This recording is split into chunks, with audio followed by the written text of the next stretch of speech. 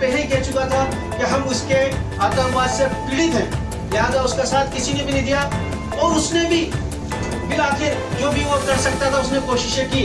इसके बाद भी हमारी तरफ से जवाब दिया गया और बड़े लोगों ने हमसे ये बात कही कि इस बात को इसको छोड़ दिया जाए, क्योंकि वाकया यह है कि ये एक ऐसा पागल हाथी है, एक ऐसा मस्त हाथी है कि उसके हाथ एक ताकत लगी हुई है कि वो ताकत का इस्तेमाल न कर ले, इससे पूरी दुनिया को नुकसान न हो जाए।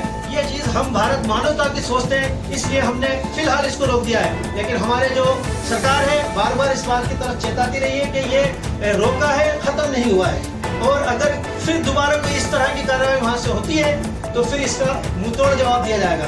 हम सीमाओं में बंधकर नहीं रहना चाहते, हम चाहते हैं अखंड भारत। अखंड भारत जो है वो आज की 32 कंट्रीज जो समय समय पर अलग हुई, उन सबको एक राष्ट्र बनाना है, एक राज्य बनाना है। ये छोटी छोटी सी कुछ बातें थी। मेरे साथ हमारी जो वर्क की एग्जीक्यूटिव है लुबिना फिरदौस बैठी है और डॉक्टर मलिका मैम बैठी है। कुछ आप और हमेशा करती रहेगी। हमने हमेशा से ही मानवता के लिए कार्य किया और मानवता के लिए कार्य करते रहेंगे। मैं सबसे बड़ी बात ये बताना चाहूंगी कि टेररिज्म क्या है। टेररिज्म को समझना बहुत ज्यादा जरूरी है। टेररिज्म का मतलब होता है किसी निर्दोष या निहत्थे को डरा करके रखना, यानी अगर आपसे जो कमजोर है आप उसको डराना ही टेररिज्म कहलाता है। और टेररिज्म का शिकार हम में से हर कोई कहीं ना कहीं कभी ना कभी हुआ है, चाहे वो बचपन में, चाहे बड़े होकर के, चाहे ऑफिस में, कहीं ना कहीं हम लोग शिकार हुए टेररिज्म का। लेकिन टेररिज्म है तो उसका कोई उत्तर भी होगा, उसका कोई जवाब भी होगा। जैसे कैंसर है तो उस बीमारी का इलाज भी है, टेररिज्म है तो उसका इलाज भी है। हम इलाज पर कार्य करेंगे, ना कि हम टेररिज्म को बढ़ावा देंगे। और हमेशा से हमें इलाज के ऊपर कार्य करते रहना चाहिए। और टेररिज्म का जो इलाज है वो यही है कि हम करुणा का कार्य करते चले जाएं, हत्ता कि हमारे दिलों में से नफरतें खत्म होती चली जाएं।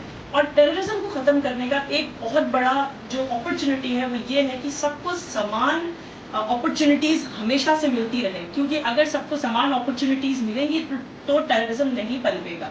अभी कश्मीर के लिए हमारे लिए खुशखबरी ये थी कि हमारा पहले वहाँ पर टूरिज्म का जो रेट था वो 2-2.5 लाख था, लेकिन जब से धारा 370 हटी या जो सीमाओं के तरीके से पाबंदियों को खत्म किया गया तो ये ड्रास्टिकली चेंज होकर के जो 2 से 2.5 लाख का टूरिज्म था वो 2.5 करोड़ पर पहुंचा। शायद ये बात लोगों को अच्छी नहीं लगी, तो शायद इसलिए इस तरीके के हमले हमारे ऊपर हुए, जबकि कश्मीर हमारे सर का ताज है और वो ताज ही बना रहेगा।